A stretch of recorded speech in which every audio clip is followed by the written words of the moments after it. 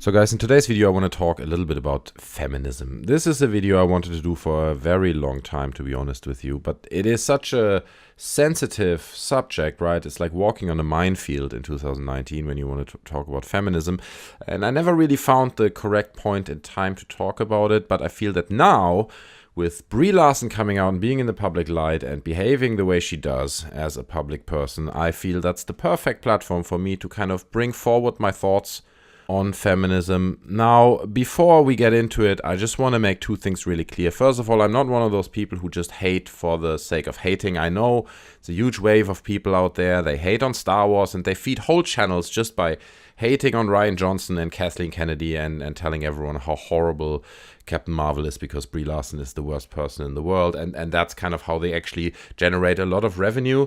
I'm quite disgusted by those channels. I don't see myself as one of those.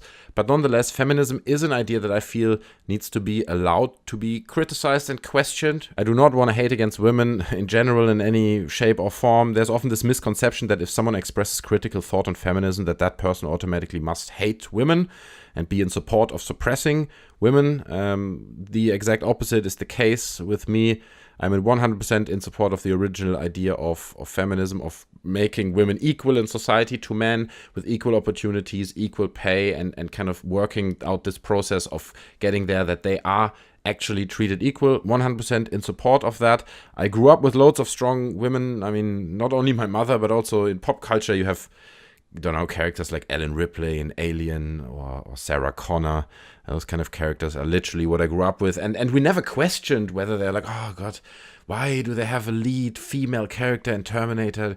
No, nobody said that because Sarah Connor was just badass. You just look at that character and you're like, I don't want to mess with Sarah Connor. You completely believe the role that she's playing. It's a credible character. It's a credible portray of a strong woman. So by no means I'm anti-feminism or anti-women at all. I just really want to make this clear before we get into this. But in recent years, feminism has really taken a turn for the much worse. And I'd like to kick this video off with a comment that I found, which I felt summarized where we're at right now in a quite nice and insightful way. It's from a guy called Belgrade96, and it was on 9gag, ironically. But nonetheless, it's a sensible comment, and I want to read it out.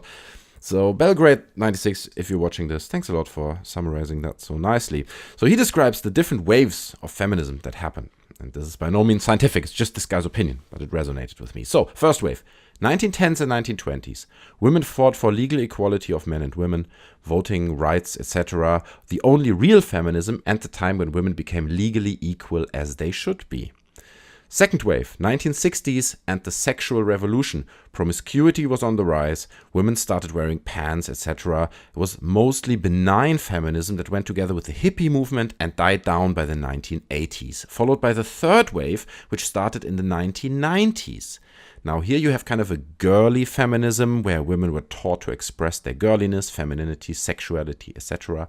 Very apolitical, civil and neutral, mostly cultural, and it was crowned by Sex and the City, died down in the late 2000s, and it's done quite a lot of damage to the normal male and female relationship. The fourth wave, starting on from the 2010s onwards, unlike the previous ones, this one is aggressive. Anti-feminine feminism, and in many instances anti-sexual too.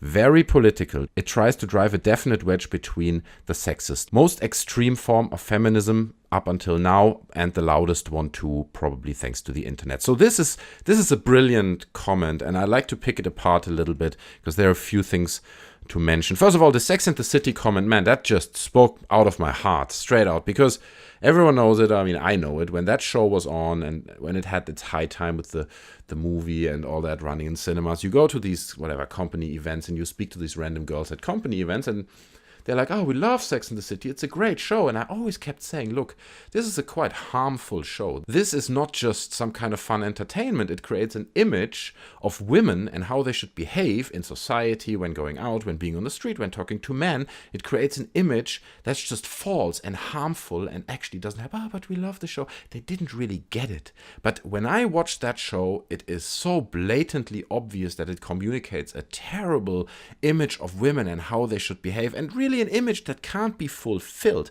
But then looking at this journey, this comment that I just read out, and you're really literally looking at 100 years of of feminism, right? Of a movement of liberation, basically. And looking at it, it feels very much like, let's say, a teenager who is now finally 16 or 18 or whatever and gets his own car and can drive around and is kind of liberated and tries out different things and makes mistakes, right? Like, oh, there's a sexual revolution. We're now wearing pants and we are all feminine and strong. Now we're girly again, right? We don't want to be like this anymore. Now being girly is cool.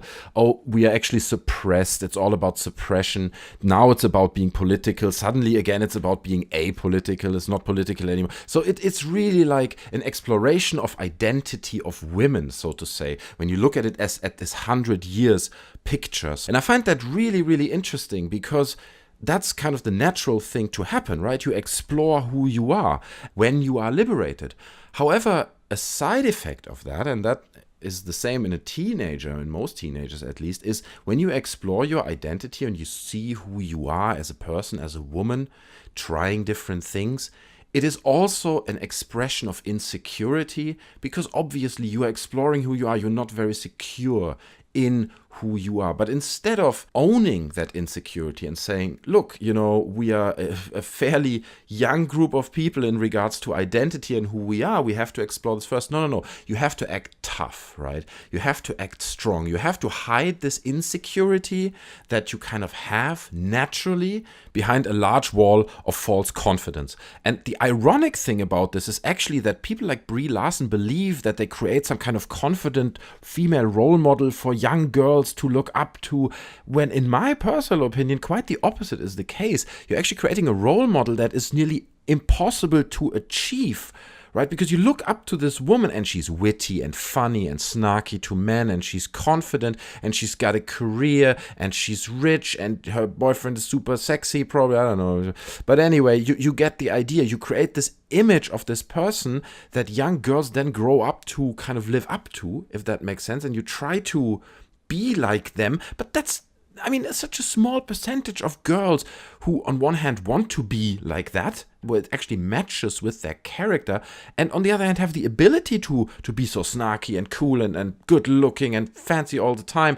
It just, you're creating a false image that is hard for girls to live up to, and then as a result you really have like an identity crisis in a lot of young girls. And like, this is not just Brie Larson's fault. She's just kind of an icon that for me personally kind of summarizes this whole movement and what went wrong. But this has been an ongoing process where you have lots of girls, especially young girls, and they are just in a massive identity crisis in regard to how to behave. Who are they, right? Like, can I be girly, right? Can I strive to just be a housewife, or is that looked down upon? Are people going to look down on me and say, "Oh, you're just a housewife"? Should I have children? Can I be a mother or should I not be a mother? Because having children could be perceived as a weakness because I also have to have a career, right? I need a career. I also have to be empowered. I have to be strong. I have to show people that I'm an empowered young girl. There are some women who are more than capable of executing this kind of behavior. They run companies with hundreds of employees and they do a better job than most men could ever do.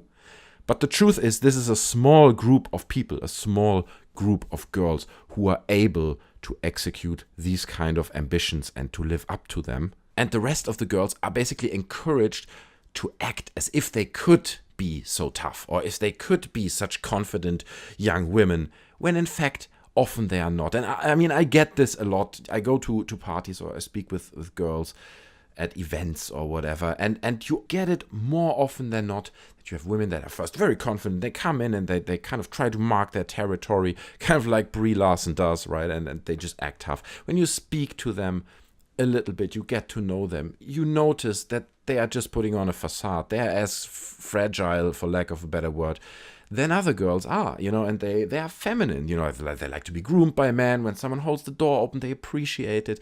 They like to be the center of attention. All those kind of naturally feminine traits, to an extent, they have them, but they have to hide them, right? When they come to meetings, and that's just such bullshit. Like, that is the core of the problem. You should be really who you are. You shouldn't put on a facade to be something you're not just so other people think women can be tough. It's a chain reaction of stupidity. It makes no sense. So if you feel you're very feminine, and you're more of a fragile character, then that's totally fine. Be yourself. You can contribute to society. You can be loved and be valued by people the way you are. You don't need to fit into those shoes that people like Brie Larson put in front of you to fit into, right? And that's how women are in 2019, or young empowered girls. That's how they behave. It's bullshit. It's bullshit. You can be whoever you are, and it can work for you. So, and beyond that, I mean, looking at people like Brie Larson, in my opinion, this kind of fake toughness, you can subconsciously read it when you look at her, that it's not real. Something is off, right? You look at this character. I mean, just go online and Google something like Brie Larson cringe compilation. Nicely put together little clips of her in interviews, acting out a little bit, acting weird. But I think it's a good illustration of my point, of what I'm trying to say. And I mean, there are other comparable female actors that don't get that much hate, like, I don't know, like Gal Gadot or something. Because when you look at this woman in interviews, she just is confident, right? You look at her, she doesn't need to put herself forward in the name of the social justice warrior war or whatever. She understands that you can be a strong female without being constantly verbal about it and being verbal about women's rights. You can just be a confident, strong woman. Another thing that's quite screwed up to me personally is that a lot of feminists seem to think that equality can be achieved with quotas, right? By saying, oh, for every man that we hire for a job, we also need to hire a woman, right? So we get equality. So we need a quota. So you hire a guy, next time you have to hire a woman. But that's not how it works. That's not how the real world works. If you want to get something done in your house, right? So you open an app. There's an app that gives you 400 people that are going to get the job done. Who are you going to take? You take the person who's the best for the job. You got the guy who got the most or best reviews, and it doesn't matter if it's a guy or girl. It only matters that you're on top of that list. You got the good reviews, images of your work. I'm going to hire you. You're the person I'm taking. It doesn't matter if you're a man or a woman. And if you're a woman that's down on the 70th place of this ranking, then don't complain that all the men take your opportunities away. No. Men are just naturally more competitive when it comes to those kind of things. When it comes to competitive situations where you're going to win by being better than others, mostly men will succeed because they are genetically trained over thousands and thousands of years to be competitive, to be better than others. That's our nature. And just 70 years of feminism are not going to be able to break that open. I'm all in favor of kickstarting a process of feminism which hopefully will lead to true equality in society one day, or to a form of equality that actually works for both genders and for everyone. But at the moment, the only way to overcome gender barriers is by women being more competitive in the sectors they want to be a part of. You can't expect there to be laws that force employers or any group to hire a woman, even you have 20 men potentially that are better at the job you need to get done. So, I mean, let's look at Hollywood, right? We're talking about Brie Larson here, so let's take a look at Hollywood. So there we have, in acting, we can see that when it comes to the Academy Awards, we have 2,152 male winners and only 260 female winners, meaning that only 12.1% of all Oscar winners are female. And now again, you could come forward and say, oh, that's so sexist, right? That is so mean. Why do women not get more Oscars? I mean, a big part of that big gap there is that women, in the past literally were not treated equally and did not have the same chances of winning an Oscar and Academy Award. But now we're living in 2019 and it has changed a bit. And I think the reason why we get those big difference in numbers in this particular example, again, is because men are more competitive. They're willing to go the extra mile, whether it is a Christian Bale who starves himself nearly to death, just to fit into that role and to really get into the character and do true method acting. I feel if we would have more women who are willing not to starve themselves to death, I'm not trying to encourage anyone here, but who are willing to go the extra mile, and where I can see, look at that, the effort she put in to get into this role, to become this character. Not saying we're not getting this, they are amazing female actors, but again, it talks about this competitive edge that men have. They are willing to more often, naturally, go the extra mile and be better, be more competitive, have more bite to achieve something. So I think in conclusion, really the only insight everyone who's watching this video should get from this is just that you should be yourself. Don't try to impose other things on yourself. Try to be something you're not. Don't look at Brie Larson as a young girl and think, I really want to be like her. I'm so looking up to her. Just be yourself. You know, this woman, trust me, is not a particularly good role model for you. So guys, please share your thoughts on this down in the comment section below. I'd be really curious to hear your thoughts. If you hated the video, that's fine. Tell me that you hated it. But I'd be really curious to hear some constructive arguments. Don't just say, oh, you've got no idea, F you, and leave it as like and leave. Let me know what your thoughts are. Why do you think I'm wrong? Why do you think I might be right? I try to elaborate on what I said. I mean, there are, I think, a lot of interesting points here. Again, I don't want to just hate on Brie Larson. She's probably a nice girl in person or woman in person when you speak to her. I don't know, you know, God knows. But the persona that she puts out in the public eye, that's kind of what I have to go on. So I made this video and I hope you enjoyed it. If you did, please leave a like, subscribe to the channel, hit the little bell, do all those things. I don't do videos too often, so I'm not going to bother you too much in your timeline, YouTube timeline. But yeah, I'd hope to see you again on the channel. Would be appreciated. Also follow me on Twitter. Down in the description you can find the link. Again, hope you enjoyed the video. Take care guys. I'll see you next time. I'm out. Bye.